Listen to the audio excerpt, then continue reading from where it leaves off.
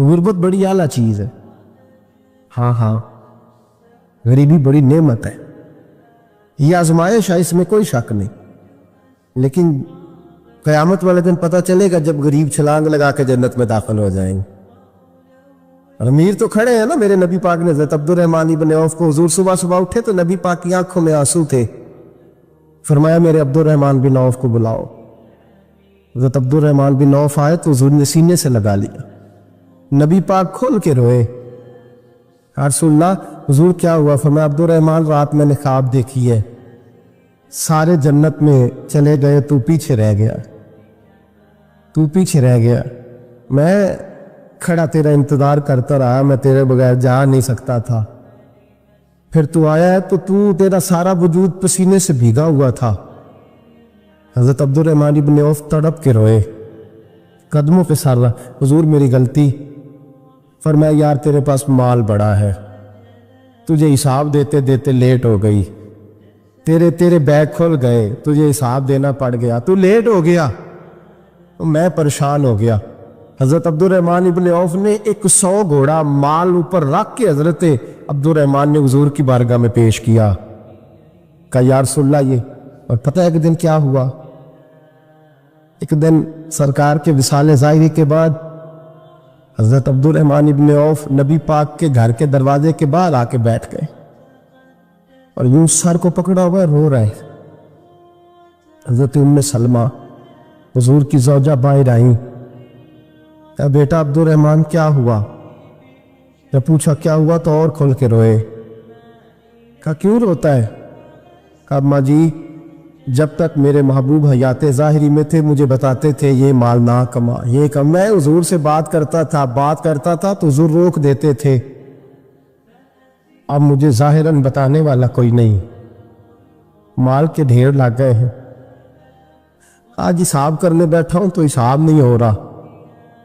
سوچتا ہوں اگر میں پھنس گیا تو مجھے کون اس سے بچائے گا؟ آپ محبوب کی زوجہ ہے, میری ماں ہے, میں آپ کے پاس آیا ہوں, اماں جی مجھے بتائیں میں کیا کروں. تو حضرت ام سلمہ بھی رو پڑی, کہنے لگے محبوب تھے, میں کہاں ان کی ترجمانی کر سکتی, میں نبی پاک کی ترجمانی کیسے کروں؟ کہا اماں جی خدا واسطے مجھے کوئی حکم دے دیں, مجھے لگتا ہے عبد الرحمن برباد ہو جائے گا, ہلاک ہو جائے گا, خدا را مجھے کچھ بتا دے. اتنا سارا مال ہے, میں کہاں اس کا حساب دوں گا, مہربانی فرمائیں, یہ تجارتیں میرے گلے پڑ رہی ہیں. حضرت ام سلمہ کی جب منت کی تو فرمانے لگی جا بیٹے آدھا خیرات کر دے. 2.5% نہیں, کتنے فیصد ہے؟ 50%, 50%. حضرت عبد الرحمن ابن عوف گئے اور 50% خیرات کر کے کہنے لگے اماں میں نے 50% دے دیے, میں بچ جاؤں گا نا, میں بچ جاؤں گا, میں دے آیا ہوا تھا. تو حضرت ام سلمہ فرمانے لگی میں نبی پاک کی بارگاہ میں سفارش کروں گی تیری, اور نبی پاک اللہ کی بارگاہ میں سفارش کرے صلی اللہ علیہ وسلم. حضرت سالبہ بن عبد الرحمن, حضور دعا کر دیں, غریبی ہے. میرے نبی پاک نے فرمایا تجھی اس حال میں ہے بہتر ہے. کرتے حضور نہیں دعا کر دیں. فرمایا تجھی اس حال میں ہے. تیسری دفعہ پھر آ گئے, حضور نے دعا کر دی. 4 بکریاں تھیں, چند مہینے گزرے, کوئی تجارت شروع کی, چھوٹے موٹا لین دین شروع کیا تو 40 ہو گئی. کچھ وقت اور گزرا تو ریوڑ بن گیا, پھر گائیں بھی آ گئی, پھر اونٹ بھی آ گئے, پھر لائنیں لگ گئی. پھر ہر وقت حضور کے قریب بیٹھنے کو دل کرتا تھا. اب لین دین کے معاملات تھے, اب ذرا طبیعت تھوڑی پیچھے ہٹنے لگی, تھوڑا دل پیچھے ہٹنے لگا. پہلے 5 نمازیں مسجد میں, پھر زور اثر کی چھٹی, میری طرف دیکھو اور دیکھو میں کیا عرض کر رہا ہوں. پھر زور اثر گئی, پھر کچھ وقت گزرا تو مغرب بھی گئی, پھر اتنی بڑی حویلی کوئی نہیں. پھر باہر جا کے مدینے سے ڈیرا لگا لیا, جمعے کے جمعے آتے. زکوٰۃ کا حکم آ گیا 2 ہجری میں.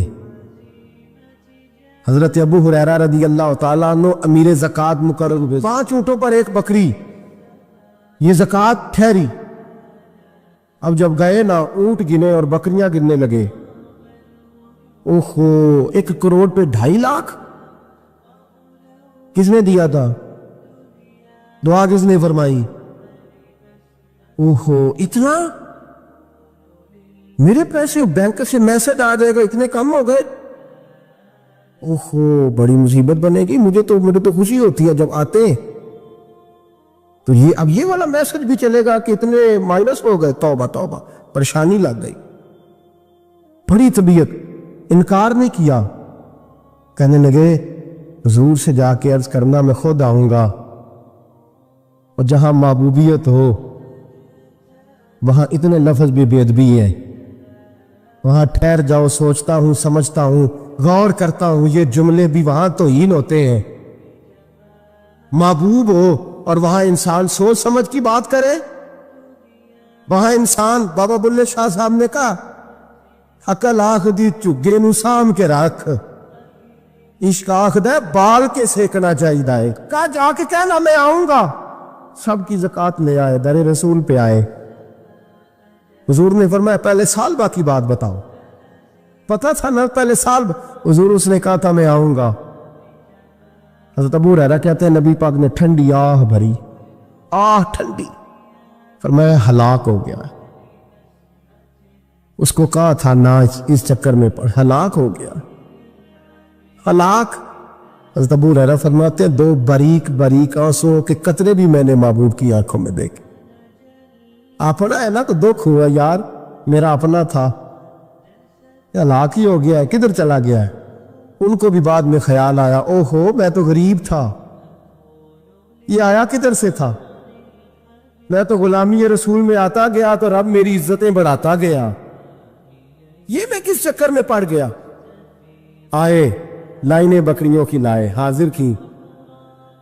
حضور وہ میں نے کہا تھا حضرت ابو ہریرہ سے میں خود آؤں گا. حضور میں خود لایا ہوں. فرمایا محبوب نے مجھے تو نہ بتا میں تو سمجھتا ہوں. میں نے کہا تھا تو میں آ گیا ہوں. فرمایا چل اٹھا دوڑ جا لے جا. حضرت ابو ہریرہ فرماتے انکار محبوب نے سالبہ کو کیا لیکن آنسو ابو بکر صدیق کے بھی نکل گئے. فرماتے درد عثمان غنی کو بھی ہونے لگا. تڑپ مولا علی بھی گئے. فرمایا جا لے جا نہیں چاہیے تیرے پیسے. فرماتے ہیں سالبہ نے ہاتھ باندھے کہا محبوبہ غلطی ہو گئی. حضور مجھے. فرمایا تجھے کہا نہ تیرے نہیں چاہیے نکل جا. حضرت ابو ہریرہ فرماتے ہیں جب نبی پاک نے رخ پھیرا تو صحابہ کی زبانوں پہ بھی جاری ہو گیا یہ تو ہلاک ہو گیا. کہتے ہیں مدینے میں قحط پڑ گیا. محبوب نے فرمایا بلال تو بھی آج لا. ایک خشک چھوارا حضرت بلال کا قبول ہو گیا لیکن سالبہ لائنیں لگی ہیں مال کی. فرمایا جا لے جا تیرا قبول نہیں ہے. فرماتے تڑپتے رہے ساری زندگی اور مال کو دیکھ دیکھ کے آہیں بھرتے رہے لیکن کریم نے اس تجارت کو قبول. حضرت ابو بکر صدیق کے پاس آئے سرکار کے وصال حضور قبول فرما لیں. فرمایا ساری دنیا کا قبول ہے جس کا میرے نبی نے قبول نہیں فرمایا میں کیسے قبول کر لوں. حضرت عمر فاروق کے پاس آئے. فرمایا نہ تیرا قبول نہیں. حضرت عثمان کے زمانے میں وصال ہو گیا. عزیز یاد رکھ تجارت وہ والی کر جو تجھے نجات دے. اس چکر میں نہ پڑ جا جو تجھے الجھا دے. قرآن مجید کی آیت آئی اقترب للناس حسابہم وہم فی غفلۃ معرضون. لوگوں کا حساب قریب آ گیا ہے اور وہ ابھی بھی غفلت میں پڑے ہیں. ابھی بھی 2 کے 4 اور 4 کے 10 کر رہے ہیں. حساب کا وقت قریب آ گیا. حضرت ہمسائے مسجد سے ایک صحابی مکان بنا رہے تھے جھونپڑی تعمیر کر رہے تھے. حضرت انس کو پریشان دیکھا تو کہنے لگے انس خیر تو ہے کوئی نئی آیت تو نہیں آئی. تو جناب انس کہنے لگے آیت تو آ گئی ہے. رب نے کہہ دیا کہ حساب قریب آ گیا تیاری کر لو. جھونپڑی بنا رہے ہیں محل نہیں جھونپڑی بنا رہے تھے. ابھی دیوار کچی مکمل نہیں ہوئی تھی. ہاتھ جھاڑ دیے صحابی نے. ادھر رخ پھیرا تو حضرت انس کہنے لگے کہاں جا رہے ہو. کہنے لگے بھائی میں حساب نہیں دے سکتا میں مصطفیٰ کے پاس جا رہا ہوں.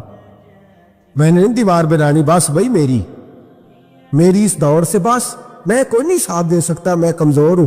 میرے رسول کائنات صلی اللہ تعالی علیہ وسلم نے، میرے دوستو تجارت کرو لیکن اس کو عبادت سمجھ کے کرو۔ اگر تمہیں چوک وہاں دکان پہ بیٹھے خدا بھول جاتا ہے اور سودا کرتے وقت رب و رسول کی باتیں تمہیں بھول جاتی ہیں، تو پھر تو تم وانتم موردون میں ہو۔ اور سنیں ترمذی میں حدیث ہے، میرے مصطفیٰ کریم علیہ الصلوۃ والسلام نے فرمایا جو سچا تاجر ہوگا، سچا تاجر، اللہ اسے قیامت کے دن نبیوں کے ساتھ جگہ عطا فرمائے۔ سچے تاجر کو اللہ نبیوں کے ساتھ۔ تو بھائی عجیب و غریب معاملہ ہے۔ میں ایک محفل میں تھا چند دن پہلے، تو نقیب محفل نے میرا نام لیا۔ آپ کو پتہ ہے یہ محبت والے ہوتے ہیں، سنگین نقیب جو ہوتے ہیں، پیار والے لوگ ہوتے ہیں، ان کی بھی ڈیوٹی ہوتی ہے نا تعریف کرنے کی، ان کی مجبوری ہے، انہوں نے کرنی ہے، یہ نہیں کریں گے تو ناراض ہو جائیں گے لوگ۔ تو اس نے کچھ ایسے پتہ نہیں کہاں سے بیچارہ رٹا لگا کے یاد کر کے آیا تھا، وہ سارے اس نے نا سارے القاب کٹھے کر کے تو میرے نام سے جڑ دیے۔ اب میں بڑی دیر تلاش کرتا رہا کہ ان القابات کے اندر میں بھلا کہاں پہ ہوں۔ میرے اوپر تو میں دیکھ رہا تھا نا اپنے آپ کو، میں نے جیسے آپ کو آتے ہوئے کہا نا کہ ان میں سے بہت سارے لوگ ایسے الحمدللہ اسٹیج پہ جن کے چہرے مجھے نظر آ رہے تھے کہ مجھ سے بہت اچھے ہیں، نیک ہیں، کوئی ملمہ سازی نہیں کر رہا، نہ یہ مجھے کوئی انعام دیں گے، لیکن انسان کو پتہ ہوتا ہے نا، پتہ تے سارا ہے نا سردار نو کیتی ایدہ پردہ چپایا ہی تیرا پلا ہو سی۔ اور میں تجربہ کر رہا تھا کہ جتنے لوگ بیٹھے ان میں سے بہت سارے ایسے لوگ ہیں جو اہل خیر ہیں، لیکن میرے بھائی اب وہ ڈھونڈنا پڑتا ہے نا اتنے بڑے القابات کے اندر سے کہ اتنا بڑا اس کا وزن ہے اور ہمارا وزن کتنا ہے۔ تو میں نے اس کو بعد میں کہا، میں نے کہا یار یہ تمہیں پتہ ہے تو کیا کہہ رہا تھا لفظوں کا؟ کہنے نہیں میں تو تینہ دا ترجمہ نہیں ہوتا وہ کیا ہے۔ تو میں نے کہا کچھ ضروری ہے آپ مطلب آپ سادہ بھی نام لے لیں گے تو کیا ہو جائے گا، لیکن ان بیچاروں کی بھی مجبوری ہے نا جی۔ اور وہ القابات وہ ہر نقابت کرے گا، ہر ایک کے بارے میں وہی جملہ کہے گا، ہر پیر کے بارے میں وہی فکرہ کہے گا۔ کوئی ضرورت نہیں، آپ سچی بات کریں، آپ کھری بات کریں، آپ دو حرفوں میں بات کریں، انسان کے لیے وہ لفظ کہیں جو روح آپ کی اجازت دیتی۔ اگر طبیعت اجازت نہیں دیتی تو نہ کہو، کوئی حرج نہیں، کوئی مسئلہ نہیں، کوئی ضرورت نہیں، کوئی کسی قسم کا معاملہ نہیں۔ آپ تھوڑا سا رکیں، اپنی زندگی میں یہ معیار بنائیں، آپ یہ سمجھیں اس چیز کو کہ ہم نے ایسے تھوڑی بات کر دینی ہے۔ آپ بات تھوڑا سوچ کر کریں، تھوڑا سمجھ کر کریں، تھوڑا نکھر کر کریں۔ سچ کی زندگی گزارو، سچ کی زندگی ٹھنڈی ہوتی ہے، سچ کی زندگی مزیدار ہوتی ہے، سچ کی زندگی کے اندر انسان سکون میں رہتا ہے، ورنہ تو مطلب عجیب معاملہ ہے نا جی۔ ایک بات میں نے کرنی ہے، وہ سمجھ لیں میرے لیے، ان بزرگوں کے لیے نہیں ہے۔ ایک بزرگ نے خود لکھا ہے اپنے قلم سے، ان سے کسی نے کہا حضرت صاحب آپ نے نصیحت کہاں سے لی؟ تو کہنے لگے میں تو جہاں سے بھی نصیحت ملی ہے میں نے لے لی ہے۔ جو ابھی اپنے آپ کو طالب علم سمجھتا ہے وہ کہیں سے بھی لے لیتا ہے، اور جو کہتا ہے کہ اب میں کسی مقام پہ پہنچ گیا ہوں تو اس کے لیے ذرا مشکل ہوتا ہے۔ کہا جناب پھر بھی کہاں سے؟ تو کہنے لگے مجھے تو طوائف بھی ایک دن نصیحت کر گئی۔ سب طوائف کہاں کس طرح؟ تو فرمانے لگے میں گزر رہا تھا جبے کبے میں، وہ بھی گزر رہی تھی بے پردہ، چہرے پہ کپڑا نہیں تھا، تو میں نے اس کو نصیحت کر دی، میں نے کہا بیٹے چہرے پہ کپڑا ڈال، اللہ سے ڈرا کر۔ کہتے اس نے اسی وقت نقاب ڈال لیا، چہرے پہ کپڑا رکھا، کہنے لگی میں احتیاط کروں گی، پر بزرگوں اجازت ہو تو ایک بات میں بھی کر دوں؟ کہتے میں نے کہا بیٹے کر لو۔ تو کہنے لگی حضرت صاحب میں جو ہوں نا میں وہی کہلاتی ہوں، آپ بھی بتلائیے جو آپ کہلاتے ہیں وہ ہے آپ؟ جو آپ کہلاتے ہیں، جو آپ کو کہا جاتا ہے وہ ہے آپ؟ میں جو ہوں نا میں وہی کہلاتی ہوں۔ فرماتے مجھے تو وجد ہو گیا اس کی باتوں، میں چیخ پڑا، غش کھا کے گرا، اور میں نے کہا نہیں پتر لوگ مجھے جو کہتے ہیں وہ میں ہوں نہیں۔ بڑی ساری چیزیں ایسی ہیں کہ جو لوگ کہتے ہیں پر میرے اندر پائی، میں تو اپنی ویسکوٹ سیدھی کرنے لگتا ہوں نا جب میری تعریف ہو رہی ہوتی، میرا تو دل کرتا ہے کہ شملہ تھوڑا اور اونچا ہونا چاہیے۔ بھائی سچ کی بات کریں، کھری بات، پکی بات، یاد رکھے کہ جب پردے صبح قیامت کھلیں گے تو پھر حالات مشکل ہوں گے۔ آپ سچے رہیں، سچائی کا سفر کرے. قرآن مجید نے کہا یا ایھا الذین آمنوا اتقوا اللہ وکونوا مع الصادقین. اللہ سے ڈرو اور اگر صحبت اختیار کرنی ہو تو سچے لوگوں کی کرنا, جھوٹوں کے قریب نہ جانا. سچے لوگ, سچے کھڑے. سنیے ابن اشعب نے کیا لکھا ہے. سچ کا معیار کتنا بلند ہوتا ہے اور یہ قربانی کتنی مانگتا ہے. حضرت اسماء بنت ابی بکر صدیق رضی اللہ تعالی عنہا فرماتی ہیں کہ میرے ابا جی نا میری ڈیوٹی لگا کے گئے تھے کہ بیٹے میں حضور علیہ السلام کو لے کے غار ثور میں جا رہا ہوں تو میرے نبی کریم کو نا تازہ کھانا ملنا چاہیے. یہ محبت کا لفظ بولنا بڑا آسان ہے پر اس کی پاسداری بڑی مشکل ہے. اوہو بڑی مشکل. تازہ کھانا. آج نا حاجی سویرے سویرے جاتے ہیں عمرے والے اور صبح صبح 2-4 بوتلیں لے جاتے ہیں, غار ثور پہ جا رہے ہیں. اب رستہ بھی بن گیا ہے, دن کا وقت بھی ہوتا ہے, رستے میں بھی 2-4-5 جگہ پانی پینے کا بندوبست ہے, بوتلیں ملتی ہیں, پھر بھی حاجی واپس آ کے بڑھ کے مارتے. میں جی الحمدللہ سویرے ہی چلا گیا, بس 2.25 گھنٹے میں پہنچ گیا تو مسئلہ ہی کوئی نہیں. میں پھر آ گیا. بڑے لوگ رہ گئے جی, آپ گئے تھے جی, وہ 10 سے اوروں سے بھی پوچھتے ہیں آپ گئے گا رہی راہ پہ, یہ غار ثور پہ 5413 فٹ اونچی غار ہے وہ. اور آج بھی صبح کے وقت لوگ جاتے ہیں تو پتہ نہیں 15-18 جگہ پہ رک کے سانس لیتے ہیں, پانی پیتے ہیں, پھر بھی مشکل ہے. اور دن میں جاتے ہیں, اس وقت تو رستہ بھی کوئی نہیں تھا. آج بھی جنگل ہے. جاگ رہے ہیں آپ حضرات؟ سمجھ آ رہی ہے میری باتوں کی؟ حضرت اسماء کی جب ڈیوٹی لگی تو حالت یہ تھی کہ حضرت ابو بکر صدیق نہ بیٹے کھانا پکانا اور دن کو نہ آنا, کوئی دیکھ نہ لے, رات کو آنا کھانا لے. یہ آپ کا ہستا بستہ گاؤں ہے اور 10 بجے رات کو جوان بیٹی اگر ماچس لینے چلی جائے نا دکان پہ تو سویرے شور مچ جاتا ہے. اور باپ ہو سکتا ہے کہ پھر محلے والوں سے نظریں نہ ملا سکے کہ جوان بیٹی. عشق کا دعویٰ کرنا بڑا آسان ہے, اور یہ سپیکر جب میرے ہاتھ میں ہوتا ہے تو میں کہتا ہوں ایسے کر دوں گا, میں وہ کر دوں گا, پھر سپیکر کہیں پگڑی کی. باتیں کرنی تو آسان ہے, جوش دکھانا تو بڑا آسان ہے, پر عمل کرنا اللہ چوب گویم ب مسلمانم بلرزم. جب میں کہتا ہوں میں مسلمان ہوں تو میں کانپ جاتا ہوں. جب میں کہتا ہوں یہ لفظ کہ میں حضور کا دیوانہ ہوں, اقبال کہتے ہیں مجھ پہ کب کبھی طاری ہو جاتی. سنو اور یاد رکھو. حضرت اسماء کہتی ہے ابا جی نے ڈیوٹی لگائی, رات کو کھانا پہنچا لیا. باتی میں کھانا پکاتی, پھر میں مکے کی گلیوں میں دیکھتی دنیا سو جاتی رات کے وقت. بیٹیاں تو بڑی پیاری ہوتی ہے نا, اور پھر رات کو بیٹی نکلے, اور عام گھر نہیں سردار کی بیٹی. فرماتی ہیں کبھی کسی نے دستک ہی نہیں دی تھی, کسی کی طاقت ہی نہیں تھی ابو بکر صدیق کے دروازے کو دیکھے. لیکن ایک دن میں کھانا پکا رہی تھی تو میرے دروازے پہ شور ہوا. فرماتی ہیں شدید پریشانی کے عالم میں دروازے پہ گئی تو ابو جال کئی لوگوں کو لیے دروازے پہ کھڑا تھا. میں باہر نکلی, کیا بات ہے؟ تو کہتی بڑے مجمع میں اس نے پوچھا, کہنے لگا کہاں گئے ہیں ابو بکر صدیق, کہاں گئے ہیں نبی کریم علیہ السلام کو لے کر, بتاؤ.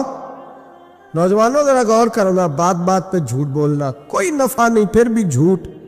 کہاں گئے ہیں؟ جناب اسماء کہتی ہیں اب میرے لیے بڑی مشکل ہو گئی. جھوٹ بولتی ہوں تو شریعت نہیں بچتی, سچ بتاتی ہوں تو وفا نہیں بچتی.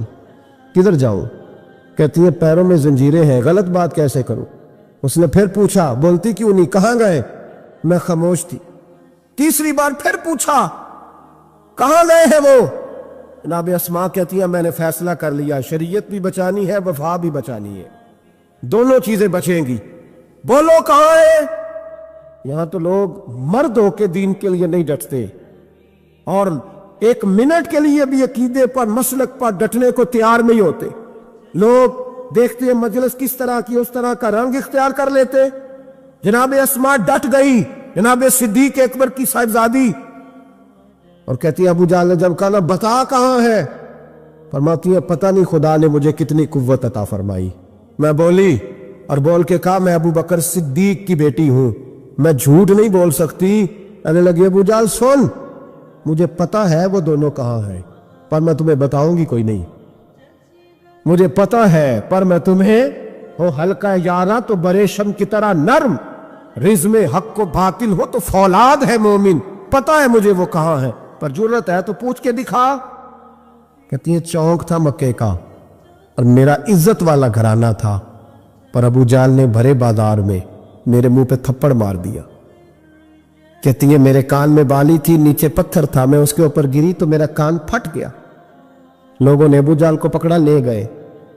فرماتی ہیں وہ آزمائش بھی میں نے دی، امتحان بھی دیا، پھر میں اندر آئی اور میں نے پھر اپنے اس بہتے خون کو اپنے کپڑے کے ساتھ صاف کیا، منہ کو لپیٹا اور پھر میں کھانا پکانے لگی۔ کہتی ہیں اسی طرح کھانا پکایا، اسی طرح تیاری کی۔ غار ثور پہ جو پہنچی تو ابو بکر صدیق نے لپٹا ہوا منہ دیکھا۔ بیٹی کو تکلیف میں دیکھے اور پھر باپ رات سو جائے، یہ ہو نہیں نہ سکتا۔ تو کہا اسماء بیٹے چہرے کو کیا ہوا، کیا بات ہے؟ عرض کی کچھ نہیں ابا جی۔ فرمایا نہیں بیٹے کوئی تکلیف ہے، کوئی چوٹ ہے؟ نہیں ابا جی کچھ نہیں۔ حضور نے فرمایا اسماء کھول نہ بیٹے چہرہ کیا ہے۔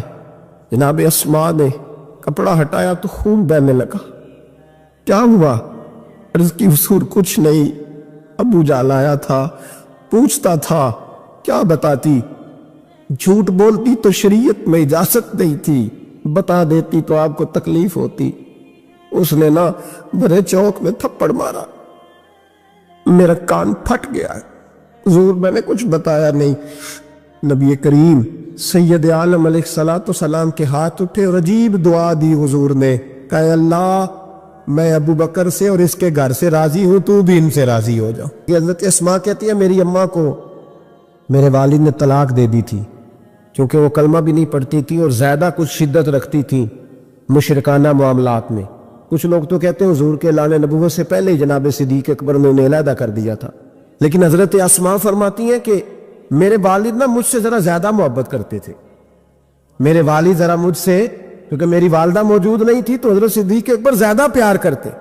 لیکن حضرت اسماء کا یہ بھی کمال دیکھیں، بخاری شریف میں حدیث موجود ہے، حضرت اسماء کہتے ہیں میری مشرکہ ماں مجھ سے ملنے آئی کئی سالوں کے بعد، دروازے کے باہر آ کے اماں نے آواز دی اسماء تیری ماں آئی ہے۔ تو حضرت اسماء تیزی سے اٹھی، ماں ملی ہے نا کئی سالوں کے بعد، لیکن جا کے بغل گیر نہیں ہوئی، بلکہ اماں دروازے پہ تھی تو جناب اسماء نے اندر سے کنڈی لگا لی، دوڑ کے اٹھ کے کنڈی لگائی اور کہا جاؤ حضرت عائشہ صدیقہ کو میرا پیغام دو کہ محبوب سے پوچھ کے بتائیں کہ مشرکہ ماں آئی ہے، اگر نبی پاک کہیں گے تو اماں سے ملوں گی، اس لیے کہ میرا سارا کچھ میرے نبی سے وابستہ ہے، میرا سارا کچھ محبوب کے قدموں سے وابستہ ہے، حضور اجازت دیں گے، یہ بخاری مسلم میں موجود، پھر ملوں گی۔ تو حضرت اسماء کا جب پیغام گیا تو نبی پاک علیہ السلام نے فرمایا وہ مشرکہ ہے تو خود ہی اللہ اس سے پوچھ لے گا، اسماء سے کہو تمہاری تو ماں ہے نا، تم تو ملے نا، میرا ابا جی ظالم ہی بڑا ہے۔ حضرت جی آپ کو نہیں پتا بڑے ظالم ہے، انہوں نے میرے ساتھ بڑی زیادتیاں کی ہیں۔ او بھائی میرے محبوب سے بھی ایک صحابی نے کہا تھا یا رسول اللہ آپ کہتے ہیں والدین کی فرما برداری کرو، تو اگر والدین ظلم کرے، والدین اگر ظلم کرے، میرے محبوب کی زبان سے ایک حرف بھی کبھی فضول نہیں نکلا، بلکہ رب جب فرماتا تھا تو محبوب بولتے تھے۔ اس نے ایک دفعہ کہا حضور اگر والد ظلم کرے، نبی پاک نے 3 دفعہ فرما او یظلمو او یظلمو او یظلمو، اگر وہ ظلم بھی کرے ظلم بھی کرے ظلم بھی کرے تو پھر بھی تو نے ماں باپ کی فرما برداری کرنی۔ 3 دفعہ محبوب نے ارشاد فرما۔ حضرت اسماء کہتے ہیں حضور نے فرمایا تیری تو والدہ ہے نا، تو میل۔ پھر پیغام بھیجا کہ یا رسول اللہ وہ کچھ تحفے بھی لائیں گے، اگر اجازت ہو تو قبول کروں۔ فرمایا تیرے لیے اجازت ہے۔ حضرت اسماء اتنی مضبوط مسلمان تھی کہ اماں مشرکہ تھی، لیکن اس کے قریب جانا انہوں نے پسند نہ کیا جب تک حضور اجازت نہ دے۔ فرماتی ہیں جب میرے ابا جی ہجرت کے لیے جانے لگے نا غار ثور پہ تو میری ڈیوٹی لگا گئے، کہنے لگے بیٹی تو بڑی ہے، پیچھے ذرا خیال رکھنا۔ کہتی ہیں 60,000 دینار تھے گھر میں، والد گرامی جب گئے تو ہر چیز ہی ساتھ لے گئے، ایک پیسہ نہیں چھوڑ کے گئے۔ کہتی میرے دادا نابینا تھے حضرت ابو قحافہ، بعد میں مسلمان ہو گئے، وہ آئے اور آ کے کہنے لگے اسماء تیرا ابا سارا کچھ لے گیا ہے، کچھ چھوڑ کے بھی گیا ہے۔ تو کہتی ہے میں اب پریشان ہو گئی، کیا جواب دوں، دادا جی بوڑھے یہ تو احتجاج کریں گے۔ کہتی ہے کہا نہیں نہیں بڑی خیر ہے، بڑا کرم ہے، کہا نہیں مجھے بتا کچھ چھوڑ کے گیا ہے، مجھے امید نہیں ابو بکر کچھ چھوڑ کے جائے گا۔ اور جب محمد ابن عبداللہ صلی اللہ علیہ وسلم پہ خرچ کرتا ہے تو ہر چیز ہی لٹا دیتا ہے. بتا کچھ چھوڑ کے گیا ہے؟ تو حضرت اسماء کہتی دادا جی بوڑھے تھے تو مجھے تجویز آئی, میں جلدی جلدی سے اٹھی, چھوٹے چھوٹے روڑے میں نے کہ گھڑے میں رکھے, اس کے اوپر میں نے ٹاٹ ڈال دیا. میں نے کہا دادا جی پیسے ہیں. ان کا بازو تھام کے تو میں نے وہاں لگا دیا ٹاٹ کے اوپر. کہتی ٹاٹ کے اوپر لگایا, یہ نہیں بتایا نیچے کیا. میں نے کہا یہ دیکھیں. کہنے لگی اچھا اچھا ٹھیک ہے. میں نے یہ نہیں کہا پیسے ہیں, غلط بات بھی نہیں کی. اے دیکھیے. کہتی ہیں دادا جی کو تسلی ہو گئی, وہ مطمئن ہو گئے. وہ مطمئن ہوئے تو میری آنکھوں میں آنسو آ گئے, میں رو پڑی. میں نے کہا دیکھو رب کریم اس عمر میں مجھ سے کیسی خدمتیں لے رہا. جوان بیٹی, یہ ہمارا ہنستا بستا شہر ہے اور سارے اپنے ہیں ہم آپس میں, لیکن کسی کی جوان بچی اس محلے دار سے جس کو وہ بچپن سے جانتی ہے, کونے میں جوان بچی 20-22 سال کی اگر ماچس لینی چلی جائے تو شور ہو جاتا ہے. وہ بیٹی نکل آئی ہے جی, ابا جی شام کو گھر آئے تو محلے دار غیبت کریں گے. بیٹی تیری جوان وہاں کھڑی تھی, آج سبزی لینے آئی تھی ماچس لینے, ابا درہ نکال لیتا ہے. بیٹی کیسے باہر چلی گئی؟ بھئی اپنا محلہ ہے, سارے اپنے لوگ ہیں, کیوں پھر بھی نہیں جا سکتی؟ کیسے گئی؟ 5413 فٹ اونچی غار ہے, غار ثور.